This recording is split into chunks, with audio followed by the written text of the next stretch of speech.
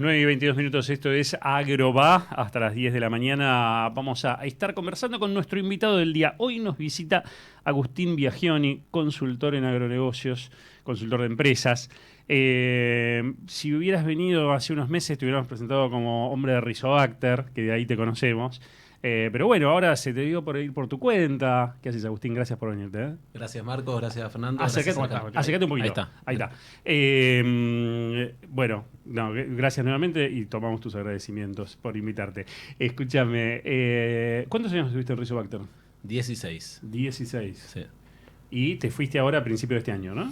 Sí, cerré el 31 de enero, fue mi último día. La verdad que un ciclo espectacular, me llevo muchísimos aprendizajes, sobre todo la parte internacional, o sea, Rizobacter, yo entré en una pyme y después terminó siendo una empresa que pasó por la bolsa, adquisiciones de todos los colores, fusiones, creo que tuve la suerte de hacer el máster, pero me llevó mucho más de la experiencia de haber recorrido eso, y en segmentos, o sea, haber pasado de biológicos, en el medio haber estado como parte de la discusión de transgénicos, creo que realmente fue un aprendizaje muy bueno, y hoy había varios proyectos que hacía rato quería estar, pero estar como director de marketing era un trabajo full time y no podías encargar otra cosa. Y no podía encargar otra cosa, y hoy me estoy dedicando a algunos otros proyectos que tenía ahí en cartera, que la verdad que estoy muy contento, capitalizando un poco todo ese aprendizaje de haber estado en Rizobacter todo ese tiempo.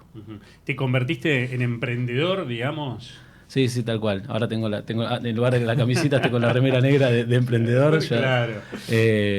Pero sí, a ver, ser emprendedor, siempre el emprendedor yo creo que es algo que se lleva un poco adentro, y la realidad es que entre armar algo propio por sí solo o acompañar algunos proyectos, creo que este año, y más saliendo de algo tan intensivo como venía trabajando yo, estoy trabajando con algunos proyectos que me interesa.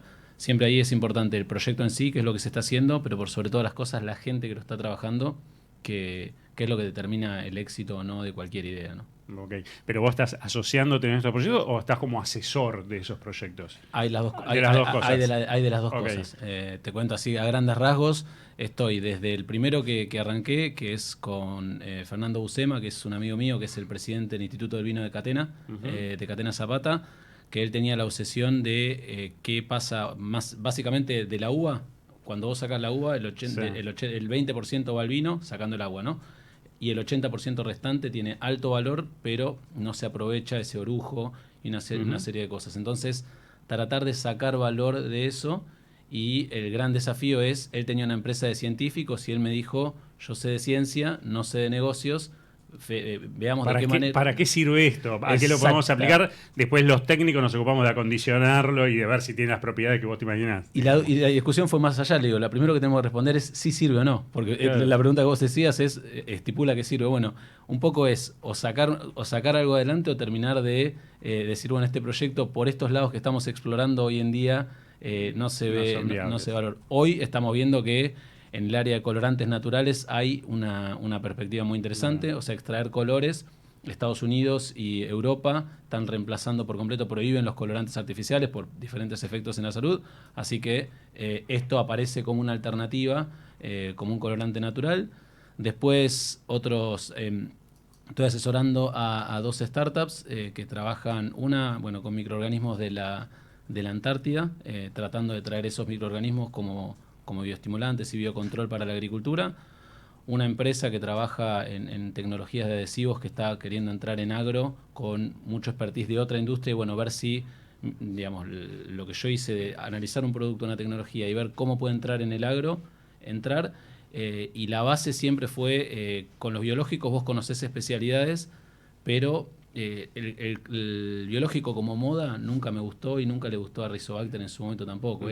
El biológico tiene que funcionar, o sea, es un buen atributo, pero no puede ser lo único que hace. No puede ser la moda, o sea, tiene que ser un producto que funcione como cualquier otro, aunque sea distinto, entre comillas, ¿no? Totalmente, o sea, vos no podés reemplazar una rueda con otra cosa y decir, bueno, sí, no es exactamente igual, no tiene la funcionalidad, pero no tiene caucho, no.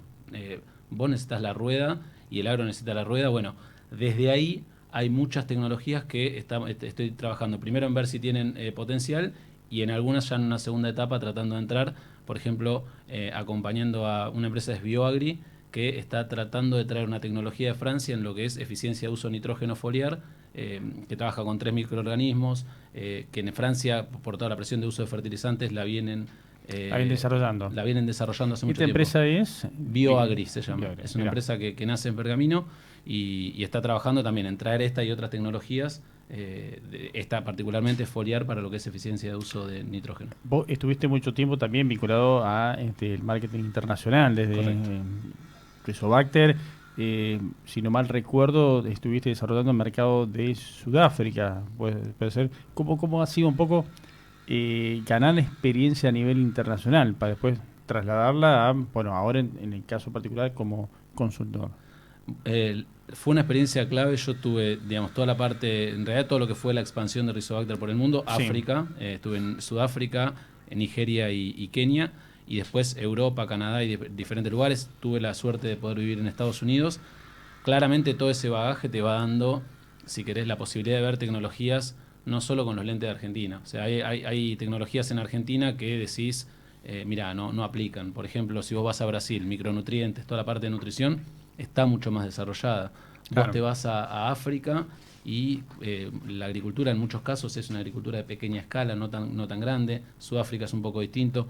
Esa matiz me dio, si querés, una amplitud de panorama, y también al mismo tiempo, cuando viene una empresa que tiene una tecnología, vos le podés pintar, bueno, quizás Argentina es un buen mercado o quizás tenés un buen mercado en otro lugar del mundo porque lo conocés.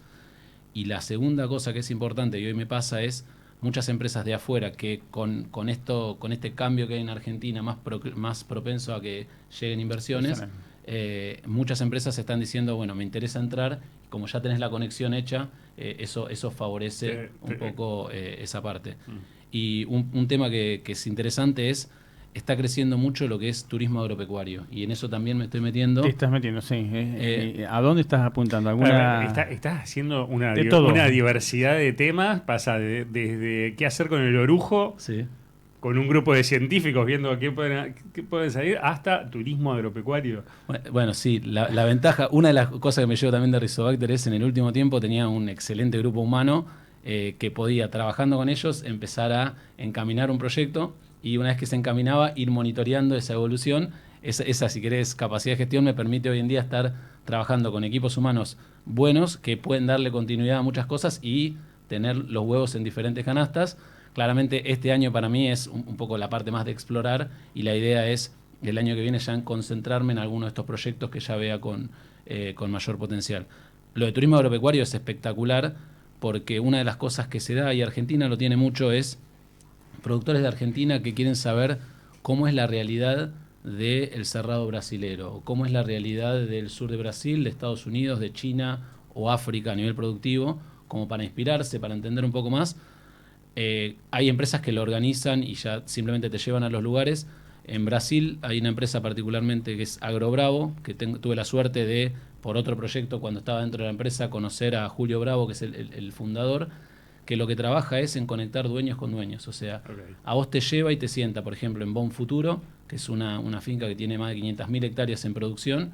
Tienen rotación, por ejemplo, de tilapia con arroz. Tienen producción de fertilizante a base de tripa de pescado. Una escala, represas hidroeléctricas adentro de los campos. Una escala espectacular. La idea es poder llevar gente a conocer esa realidad, bien inmerso en esa realidad. En ese viaje ir generando relaciones, y también un poco ir tejiendo esto que se va dando en el agro, donde uno de los aceleradores más importantes de la inversión es las conexiones, ¿no? O sea, cuando vos podés chequear con otra empresa que ya lo está haciendo en otra parte del mundo. Es como un turismo de capacitación, si querés, y de relacionamiento, las dos cosas. Exactamente. Te pregunto antes de darle lugar a... También un poquito de esparcimiento, pónganme en los viajes, claro, ¿no? sí, Porque sí. si es solo vamos a ver cómo hacen esto, no. Tal cual. No, bueno, en relación a Totalmente. esto, antes de darle lugar a Alejandra Groba para una consulta también, ¿a dónde estás apuntando con ese turismo agropecuario? ¿A alguna zona en particular o no? O donde sea, ¿cómo?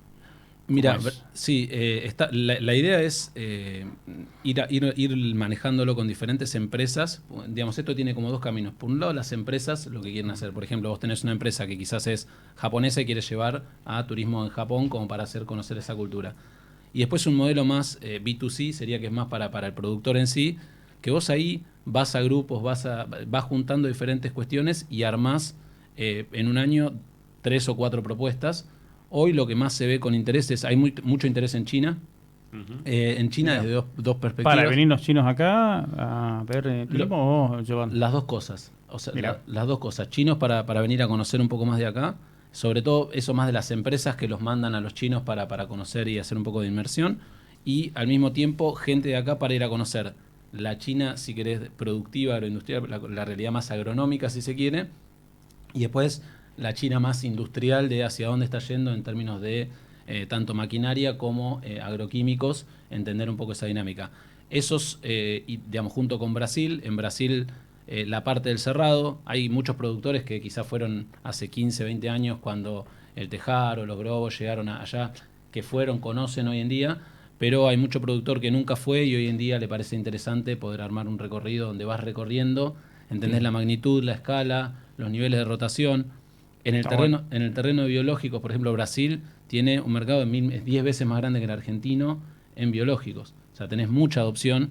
Firmas como SLC, que es la más grande, una de las más grandes del mundo, que siembra más de 800.000 hectáreas, tiene una gran adopción de biológicos, digamos, que los producen ellos mismos algunos, otros compran y lo van haciendo aplicación selectiva. O sea, hay una gran adopción, no solo por pequeños productores, sino por grandes productores de biológicos también allá. Bien. Alejandra, le damos... Ale. Buen día, Agustín, ¿cómo estás? Buen día, Alejandra. Muy bien, gracias. Te quería consultar de esa gente que decís que ve que la Argentina está cambiando y que tiene ganas de invertir, de qué lugares notás que están viniendo y en qué tipo de negocios les interesa, en qué rubros están queriendo invertir o están mirando nomás. Te diría que hoy, al menos los que he escuchado varias cosas, lo que tengo de primera mano es muchas empresas están interesadas en conocer un poco, hay algunas que están interesadas en la parte de tierras, o sea, todo lo que tiene que ver con inversión en tierras, hacen una comparativa, si querés, entre Estados Unidos, Brasil, niveles de productividad y el valor de la tierra acá y ven que hay una posibilidad de crecimiento. Y otras empresas que quizás tienen tecnologías, ven que la inserción dentro de Brasil es costosa e incierta, o sea, el mercado brasileño es mucho más grande, pero una de las grandes características que tiene es la incertidumbre. O sea, vos quizás la parte de registro estás más o menos análogo a lo que puede ser Argentina hoy en día, pero es difícil entrar en ese mercado y ahí ven que Argentina repuntando, hoy en día Argentina es un mercado de protección de cultivo de en torno a los 3.000 millones de dólares, cayó un poquitito ahora, pero es un mercado que tranquilamente, si despegan algunas variables, termina la baja de retenciones, se dan algunas cuestiones como Ferbo venía insistiendo hace rato de lo que es propiedad intelectual. Argentina tranquilamente puede irse a un mercado de 4, 5, 6 mil millones de dólares en los próximos años y eso va a abrir el terreno a nuevas empresas también que quieren entrar en lo que es bioinsumos y algunas también de químicos. La gran mayoría ya está acá, quizás alguna china también que quiere entrar con algún otro modelo, pero si querés, esa es el abanico de los chinos, te diría que fue más hace un año o una cosa por el estilo. Hoy ya hay muchas empresas chinas que quizás están en un proceso más de consolidación y no tan agresivo de entrar porque los valores se acomodaron mucho, ¿no? De muchas de esas tecnologías. ¿Y cuál es la forma que buscan desembarcar? ¿Con empresas ya constituidas afuera que vienen a decir yo soy tal con esta historia y vengo a jugar en este mercado? ¿O buscando socios locales, acoplándose de alguna forma a lo que ya hay? Te diría que hoy de las que yo vi, la mayoría es exploratoria todavía. Contame un poco cómo es el panorama y si esto que se ve llegó para quedarse o es una... Digamos, esa es la base. Esa es la base, ¿no? Si querés. Saber cuál es la condición de mercado. Sí. Pero yo lo que te preguntaba es, después, ¿qué son? Empresas que tienen plata, tienen billetera y lo que dicen es, che, bueno, voy a comprar tal cual empresa o, aunque no la compre, la voy a capitalizar, voy a agrandar su capital, me asocio de alguna forma o vienen a desembarcar ya con su historia, su trayectoria. ¿Eso está claro?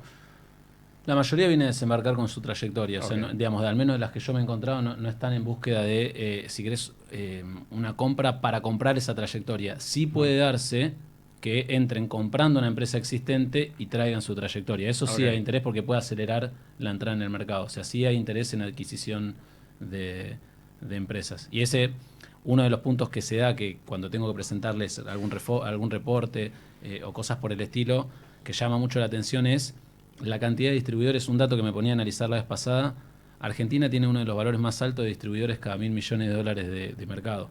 O sea, Argentina vos tenés, si tomás las estadísticas del CDA, de valores de cantidad de distribuidores por los 2.700, 3.000 millones de dólares, te da que más o menos tenés 700, 750 distribuidores por cada 3.000 millones de dólares, cuando no tenés un mercado grande de semillas, que en otros mercados lo tenés, versus un 450 distribuidores en Estados Unidos o un 300 distribuidores cada 1.000 millones en Brasil. Eso hace que quizás haya una oportunidad de consolidación, tomando tu punto, de empresas, y quizás para alguna empresa que viene de afuera pueda llegar a consolidarse con una red. O sea, Brasil y sobre todo Estados Unidos tienen la distribución mucho más consolidada de lo que está acá en Argentina. Quizás acá pueda terminar ocurriendo alguna cosa por el estilo. Claro. Dijiste en el momento del pasar esto de que Brasil es más incierto. ¿Por qué? ¿A qué te referís con eso? Vos, el brasilero culturalmente es esta cosa que todos conocemos de más ameno, sí, vamos para adelante, siempre muy positivo, siempre te va a hablar de grandes valores. Ahora, cuando tenés que ejecutar una estrategia y todo ese tipo de cosas, ellos no tienen problema en decirte en la cara que, no, el plan que dijimos no funcionó, fracasó. Entonces, la inserción en Brasil, tenés muchas empresas que trabajás, empezás a hacer ensayos, empezás a crecer, y después a la hora de entrar, el acceso al mercado implica una inversión grande y necesitas, no puedes entrar con una sola tecnología, porque si entras con una sola tecnología no tenés el portafolio para que el distribuidor te abra la puerta. Entonces, quizás la tecnología es buena, tenés los ensayos que se te piden, pero lográs tener adopción de una sola cooperativa. Por ejemplo, en el sur de Brasil son más cooperativas, y en el norte, que es lo último que se desarrolló en Mato Grosso y el norte de Brasil, son más distribuidores. Bueno, ahí para poder entrar, esos tipos te van a decir, a mí me tenés que traer un portafolio de tecnologías, si no, no te abro la puerta. Claro. Entonces ahí tenés que ir a asociarte con alguien más. Ese asociarte con alguien más, tenés que ver si tu producto entra o si tiene un competidor adentro. Bueno, esa incertidumbre, inicialmente todos te van a decir que sí, hacer los ensayos, velo, pero si la clave para mí en el modelo brasilero es trabajar con alguien local. O sea, toda empresa que fue exitosa en Brasil hizo, si querés, el frente de playa con alguien expatriado, pero después la consolidación sí o sí tiene que venir con alguien local que entiende la idiosincrasia, los valores, y puedas allanarte ese camino como para que algo penetre establemente en Brasil. ¿Y cómo ves ese proceso hoy en día, si vos dijeras, quiero expandirme a Brasil? Hoy en día en Brasil tenés dos formas de expandirte. Existen muchas posibilidades. La más importante para mí es, tenés que buscar algún adoptador. Mi sugerencia, o al menos lo que yo estoy buscando, es, creo que entrar por el lado de los grandes productores o productores relevantes te puede dar un volumen inicial interesante, y al mismo tiempo el brasilero es muy de mirar qué hace el productor grande y qué hace Estados Unidos.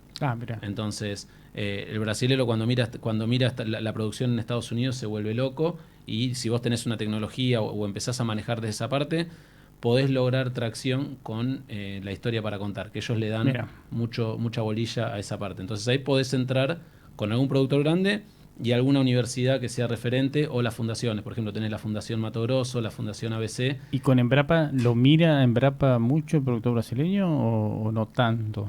Yo creo que a Embrapa lo respeta, pero no termina de ver, es una apreciación personal. Lo respeta, claramente Embrapa es una marca país muy fuerte, pero no conozco muchos donde termine siendo la variable de toma de decisiones. Hoy en día creo que Fundación ABC, Fundación Mato Grosso, que son fundaciones privadas, son las que terminan tomando de referencia mucho más que lo que puede ser Embrapa en sí. Después tenés, como pasa parecido a lo que pasa en el INTA. Quizás el INTA sí, pero el nombre no es lo mismo INTA un técnico que otro técnico. Hay referente de Embrapa, María Ángela Hungría, que es una referente en todo lo que es productos biológicos, fue inicialmente en lo que era inoculante, es una referente, y sigue siendo al día de hoy en lo que es biológicos una referencia en Brasil. ¿O Alejandra, otra pregunta? Sí, yendo al tema biológicos, ¿en qué rubro te parece en qué rubro está mejor Argentina, pensando en biofertilizantes o bioestimulantes o biocontrol, digamos? ¿Cuál es el nicho que está más fuerte y cuál le ves más perspectivas de crecimiento? Yo creo que Argentina está, o sea, tiene un banco importante en todo lo que es inoculación, o sea, todo lo que es inoculantes. Argentina siempre fue líder. Rizobacter llegó a tener una de cada 4 hectáreas que se inoculaban en el mundo venían de Argentina con tecnología, digamos, con tecnología de formulación de acá. Llegó a desarrollar tecnologías para formular con más de 15 cepas diferentes. La cepa de Francia era distinta que alguna que te podían pedir en Brasil o la que usaban en Argentina, Estados Unidos o Canadá. Ese conocimiento hace que en formulaciones Argentina tenga muy buenas formulaciones. En el último tiempo yo creo que, si querés, descansamos mucho en lo que si querés, en la herencia o en todo lo que se había generado, o sea, consumimos capital y creo que tenemos que invertir. Veo, digamos, Brasil creció muchísimo en formulaciones. Brasil, cuando te hablo de 2010, 2015, fundamentalmente eran empresas que mezclaban un caldo de cultivo, le ponían una cepa y un poquitito así era el formulado. Hoy tienen formulaciones de muy buena calidad. Estados Unidos siempre tuvo ese tipo de cosas. India tiene, es de las pocas que tiene la carrera de formulación de biológicos dentro de la universidad. Entonces hay cosas que tenemos que ayornarnos. Y una de las cosas que me gustaría ver que ocurran, y es, de alguna forma en algunos proyectos estoy tratando de potenciarlo, es que venga gente de otras partes del mundo a trabajar a Argentina. Vos en una empresa argentina en general, afuera encontrás muchos argentinos trabajando en empresas de otro lado. Acá no encontrás, no vas a una empresa y te cruzás un indio, un chino, un brasilero o ese tipo de cosas. El argentino, todavía tenés mucho argentino. Creo que enriquecerse de eso puede ser como el próximo camino para al menos ir tomando un poquitito de lo que va pasando en otras partes del mundo, ¿no? Y igual está muy bueno el tema que tocas, porque por ejemplo vos vas a las universidades, por ejemplo las universidades públicas y ves extranjeros, no digo chinos o indios, pero latinoamericanos, brasileños, ves un montón. Después vemos las carreras, lo que vos quieras, pero digamos, me parece que ya mismo acá puede haber una base de captación de talentos, por decirlo de alguna forma, ¿no? Sí, totalmente. ¿Qué es lo que veo? Gran parte de ese conocimiento en innovación muchas veces viene del sector privado y no de la academia. Entonces, por ejemplo, un conocimiento en formulaciones sí te puede mejorar la base. Quizás cuando vas a innovación o hacer un poco más perfectible, creo que sería bueno traer a alguien que ya haya tenido un trayecto en la vida privada en otros países. Pero sin duda que si se consolidan algunas cuestiones y Argentina, para trabajar para todas esas personas que están, que es cuando arranca un poco esto de cuando la universidad pública quería que haya alumnos de afuera para enriquecer, arranca un poco con esta perspectiva. Si eso se junta con estabilidad económica para que esa gente quiera quedarse en lugar de volver, sin duda que va a ir aportando, porque ahí tenés, si querés, vas trayendo un poco de cosas de otros lados. O formación no tanto en la de grado, pero sí en la de posgrado. Porque en la de posgrado te traes la de grado del otro lado y se terminan de formar acá. Totalmente. Y ahí, ya que seguimos con esta parte formativa, ¿ves al sector privado trabajando con las universidades públicas o privadas? No importa, pero digamos, trabajando con el sector educativo, porque eso también lo tenés que fortalecer. Mira, yo me acuerdo, nada que ver con lo que estamos hablando, pero me acuerdo en la Universidad de Córdoba, me decían, en las carreras de agronomía, decían, hace algunos años estaban las empresas privadas muy involucradas con la formación de los chicos. Llegó un momento que lo abandonaron y de a poco los últimos años pensé que fueron volviendo. Entonces profesores y gente renombrada me decían, yo tengo que ir a golpear la puerta a las empresas para que vengan y participen. Bueno, ¿qué está pasando hoy entre el ecosistema empresario y las universidades, públicas o privadas? Yo, creo que en los últimos, te diría que 2 años... lo puedes tirar a 3. Las empresas han estado, sobre todo en agro te hablo, ¿no? Sí. Han estado estables, ha habido reestructuraciones en varias empresas. Eso ha hecho que no están pensando en nuevos talentos. Tenés algunas que tienen visión, hay algún proyecto que continuaba, pero te podría decir lo políticamente correcto, pero cuando la empresa está, vos no podés tener mentalidad de reducción y de crecimiento a la vez. Entonces, lo que creo que termina sucediendo ahí es muchos de esos programas, eso que te decía ese profesor, yo creo que se da así, creo que las empresas deberían involucrarse un poco más. Lo bueno es que hay iniciativas, por ejemplo, en todo esto que mencionaba de formulaciones, de algunas de las cámaras se está trabajando con la Universidad Austral y hay un programa, por ejemplo, ahora de todo lo que tiene que ver con producción de biológicos desde una tecnicatura. Creo que se van dando cosas así, pero sin duda la academia creo que todavía opera muy independiente y hay mucho valor en operar sinérgicamente con el sector privado. ¿Tienen techo los biológicos? Los biológicos por sí solos sí. O sea, te podría decir que no, pero sí, yo creo que los biológicos tienen techo. Yo creo que para mí el futuro no va a ser, de la misma manera que los químicos nunca fueron el 100% y se quedaron cortos, los biológicos tampoco van a ser el 100%. Ahí sí, todavía tienen muchísimo para crecer. Yo creo que esto que estamos viendo, que sin duda es moda, pero al mismo tiempo es tendencia, tiene para varios años más. O sea, yo creo que tecnologías, combinando biológicos con químicos, cuando empezamos a trabajar después entramos en terrenos semánticos, si se quiere, con los biológicos. Si yo tengo un biológico y produzco un metabolito, ¿no?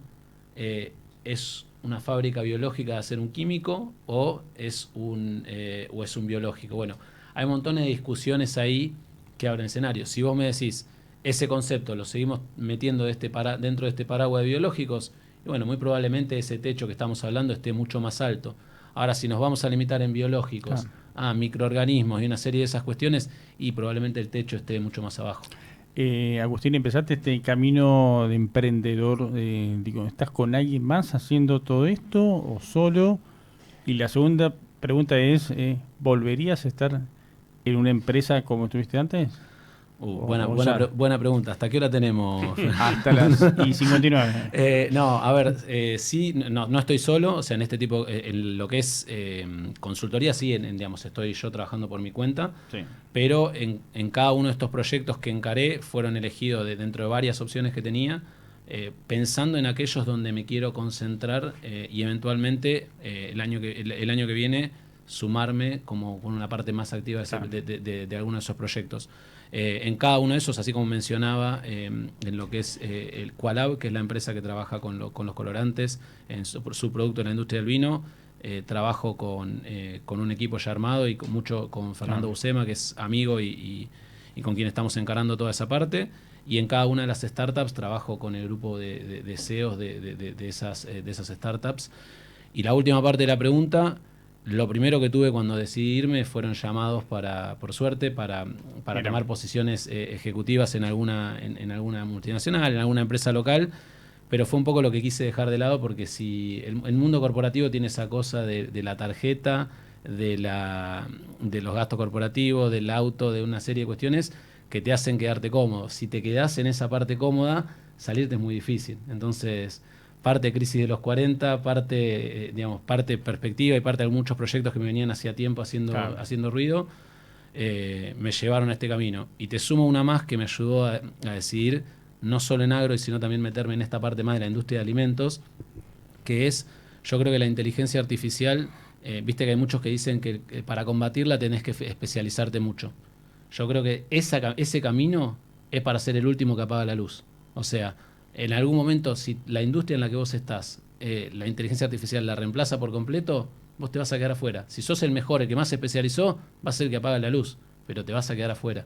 Entonces creo que la única manera de combatir un poco eso es conocer de diferentes realidades, porque en la integración de diferentes cadenas, agregar valor por conocimiento de diferentes cadenas, ahí es cuando creo que va a estar. Entonces, de mi 40 mirando para adelante, creo que tocar diferentes puntas me va a permitir agregar más valor para adelante.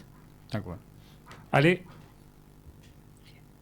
¿Tenés más tiempo? ¿Disfrutás más del tiempo libre o menos porque también una cosa es venir en algo que ya anda y otra iniciar algo nuevo, ¿no? Bueno, la respuesta es sí. Lo que es lindo, y creo que ahí está el tema, es que llamás tiempo libre. O sea, si llamás tiempo libre, el tiempo en el que empeñás en cosas que querés hacer, sí.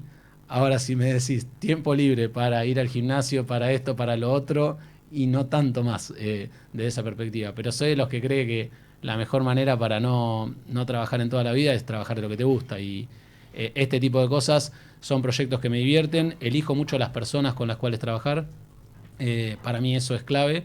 Cuando vos trabajás con alguien que te potencia, que te desafía, que podés delegar, que podés confiar, eso, digamos, hace que vos le quieras dedicar más horas. Digamos, con mis hijos puedo disfrutar muy bien de la paternidad, si querés como mi ancla y mi cable a tierra. Y después en el resto de las cosas, sí, las podés ir llevando bien. Siempre es un desafío, siempre es una tensión, y creo que la única que te queda en esa es de vez en cuando parar un poquitito, mirar y ver si realmente estás cómodo con el balance que estás teniendo o no, porque a veces en la vorágine vas para adelante, generás, y cuando mirás para atrás a veces te das cuenta que quizás no le dedicaste a muchos de los que querés todo el tiempo que hubieses querido. Agustín, ya para ir cerrando, porque ya se nos termina el horario, ¿cómo está? Ya dijiste que hay muchas cuestiones de la Argentina que hay que ver hacia dónde avanzan, cómo se estabilizan, ¿no? Pero, ¿cómo ves hoy a la Argentina en cuanto a esta posibilidad de captar inversiones en el sector agropecuario? Yo la veo muy bien. O sea, siempre digo, cuando tuve la suerte de ir mucho a Ucrania, que es uno de los lugares que me gustaba mucho, y siempre me asombraba que era exactamente opuesta. O sea, un país muy agrícola y exactamente invertida Argentina. El 70% de la superficie de Ucrania es productiva, el 30% no. Argentina es el 30% sí, el 70% no. Y una de las cosas que veo es, Argentina produce hasta la zona donde le permite, digamos, la lluvia, ¿no? Si nosotros nos vamos por cuestiones de sol y nutrientes, es decir, con base riego, podemos crecer muchísimo en capacidad productiva. Eso es inversión, eso es zonas. Hay productores que antes compraban quizás alguna tierra en el norte, hoy están mirando el Valle del Río Negro, que empezás a tener lugares donde, si la inversión se permite y podés mirar con un horizonte de más largo plazo, podés sumar gran parte de producción. Soja, los grupos más cortos que nosotros tenemos dentro de la zona productiva son grupos 2 largos. En Canadá, cuando yo tenía que desarrollar ese mercado, el material más largo era un 2. Tenías desde 4 ceros en Manitoba, en toda esa parte del oeste de Canadá, 3 ceros, doble cero, muchos materiales en la zona más de Ontario. Todo eso, por ejemplo, te abre automáticamente todo Río Negro, el norte de Chubut, si uno quisiera. Con lo cual, el potencial ahí que tenés es grande. Después va a depender mucho de cómo eso se vaya manejando. Y teniendo vaca muerta, que el nitrógeno y el fertilizante, el nitrógeno y el petróleo van tan asociados, creo que Argentina tiene condiciones muy competitivas para seguir desarrollándose en agricultura. Lo único que sí tomo de la Fundación Producir Conservando, que me parece que siempre lo vienen rescatando, es guarda con el balance negativo de nutrientes. O sea, Argentina tendría que estar, para los niveles de producción, usando el doble de fertilizante de lo que está haciendo. Suficiente lo que hace el productor, con retenciones, con la carga impositiva que tiene, pero si eso cambia, es lo primero que tenemos que revertir para que empiece a dar más rendimiento. Y donde hay más rendimiento, habilita otras tecnologías, porque vos tenés que sacar la mayor cantidad de kilos por kilo de nutriente. Ese, si querés, es el desafío o el KPI que tienen que tener los productores para adelante. ¿Y ves algún debate que hoy no se esté dando y que sea importante dar a nivel macro, pero que se involucre el sector agropecuario, o a nivel propio del sector agropecuario? Yo creo un debate que, si querés, quedó, hay dos particularmente. Uno que lo hemos hablado con Fer en su momento, es el hecho de las aplicaciones periurbanas. Para mí eso es clave. Nosotros ahí tenemos, depende de la estadística que tomes y qué tomás como cuerpos de agua, una serie de cosas, entre 2 y 5 millones de hectáreas que están ahí en un gris. Mencionaban hoy al arrancar el programa lo de Pergamino. Sí. Bueno, ese tipo de cosas, dar claridad, si estamos hablando de inversiones, es disculpa, clave. Si no mal recuerdo, vos habías, cuando estabas en Rizobacter, trabajado con productores de pergamino por ese tema, si no mal recuerdo, ¿no? Sí. Nosotros trabajábamos con todo lo que era tecnología de aplicación, fundamentalmente adyuvantes, calibración de maquinaria, calibración de equipos y capacitaciones, precisamente para demostrar que se puede hacer y se puede hacer bien, claro, toda esa parte. Y después basta con ver, yo creo que hay mucho trabajo para hacer no te digo Estados Unidos, andate a Europa, y vos ves el límite de la escuela y la producción al lado. Está pegado. En Estados Unidos es exactamente lo mismo. En Brasil es lo mismo. No estoy diciendo que vos puedas pasar con un avión por al lado de una escuela haciendo aeroaplicación, pero eso se tiene que reglamentar. Para inversión tiene que haber certidumbre, el que lo esté haciendo no puede estar sujeto a que vaya a ir preso, y el que lo tiene que regular tampoco. Tiene que haber claridad, porque donde no hay claridad, siempre le decía esto a mis equipos, traten de explorar siempre el límite lo máximo posible, porque donde vos generás miedo, ¿qué es lo que te termina pasando después? La gente se corre mucho del límite. Cuando te corres del límite en zonas agrícolas, lo único que haces es dejar mayor cantidad de hectáreas sin producir. Claro, que es lo que pasó en Pergamino también, ¿no? Sí, exacto. Entonces es dar certidumbre y mejorar eso. Y si te tengo que decir una más que creo que no quedó del todo marcada, es la parte de transgénicos. Yo creo que el hecho de transgénicos, siempre digo esto y es espectacular, en los 80 Pharma nunca no discutió. La mayoría de la insulina que se consume hoy en día viene de una levadura transgénica y no se discute. El mismo agro se boicoteó internamente y hoy en día hay discusiones de transgénico sí, transgénico no, que cuando se pudo separar el transgénico del agroquímico, la gente está mucho más permeable. Y sí veo en las nuevas generaciones que son mucho más abiertas a este tipo de tecnologías. O sea, son mucho más abiertas a diferentes tipos de tecnologías que yo creo que va a allanar ese camino. Si eso se allana, el potencial que se abre es enorme. Por ejemplo, en lo que es trabajar genéticamente con microorganismos, hay mucho potencial para desarrollar. Espectacular. Agustín, un gustazo tenerte, charlar con vos. Bueno, mucha suerte en esta nueva vida de emprendedor, como la denominamos acá. Y nada, ya te vamos a convocar en otro momento. Aparte, está cerca del barrio, nos dijeron. Un placer. Fer es el embajador de la bicicleta. Claro. Vos te tenés que sumar, Marco, pero claro. yo me vengo caminando. Contamos ¿por qué no contás cómo se encontraron y termina esta entrevista? Más allá que lo conocíamos, digamos. Sí, ¿no? ya lo conocíamos de hace rato, obviamente. Recibo un mensaje de Agustín diciendo... ¿Eras vos? Sí, te digo. Venía con la bicicleta, pues yo iba atrás. Y digo, sí, pero no registré en qué momento, en qué parte fue. Bueno, estábamos pasando, vos estabas pasando por el edificio de la UCA, sí. Y yo venía andando en la bici de la ciudad y te veo así, digo, ¿es Fer o no es Fer? Y después vos doblaste y te miro y digo, creo que era, le voy a mandar un mensaje. Te mandé el mensaje y eras, pero sí, gran medio de transporte. Nos encontramos en las bicis. Así es. Bueno, alguien más que da fe de las andanzas en bicicleta. Yo pensé que se habían encontrado por eso en el dandy de colegiales, ahí el barcito que tenemos acá en la otra cuadra. Sí. ¿No? Famoso, ¿no? Muy famoso, sí. Ya a veces tiene problemas con la policía porque lo desalojan. Otras veces la policía toma café también ahí. Sí, como he visto que según como venga la corriente. Como viene la mano. Nos vamos. Ale, beso grande. Buena semana. Buena semana. Gracias, Agustín, un gustazo nuevamente. Muchas gracias. Fer, buena semana. Hernán, gracias por todo. Quédense, ya viene Juan Pablo Marino. Nosotros reencontramos el martes que viene a las 9 de la mañana haciendo Agroba.